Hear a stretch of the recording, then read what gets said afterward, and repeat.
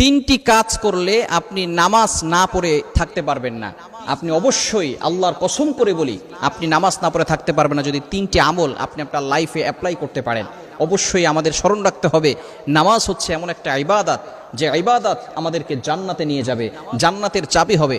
নামাজ যদি আপনি পড়তে চান, নামাজ যদি ছাড়তে না চান, তাহলে তিনটি আমল করতে হবে। নাম্বার 1, 1 নাম্বার আমল হচ্ছে টানা 40 দিন আপনি চোখের কোনো গুনাহের কাজ করবেন না। চোখ হচ্ছে এমন একটা বিষয়, এই চোখের গুনাহের কারণে মানুষ আস্তে আস্তে গুনাহের দিকে ধাবিত হয়। এই জন্য 1 নাম্বার হচ্ছে আপনি চোখের গুনাহ করবেন না। নাম্বার 2, দ্বিতীয় নাম্বার হচ্ছে হারাম খাওয়া যাবে না। আমরা অনেকেই আছে হারাম খাই, সুদের কারবার করে, ঘুষের কারবার করে, বিভিন্নভাবে হারামের সাথে সংযুক্ত আছে। যদি হারামের সাথে সংযুক্ত হয়ে থাকে তাহলে কিন্তু অবশ্যই আল্লাহর কাঠগড়ায় তাদেরকে জবাবদিহি করতে হবে। এবং 3 নাম্বার হচ্ছে সকল ধরনের গুনাহ থেকে আপনি বাঁচবেন, কোনো ধরনের গুনাহের কাজ করবেন না। টানা 40 দিন যদি এই 3টি আমল করেন, আপনি নামাজ না পড়ে থাকতে পারবেন, আপনি নামাজের ভিতরে মজা পাবেন।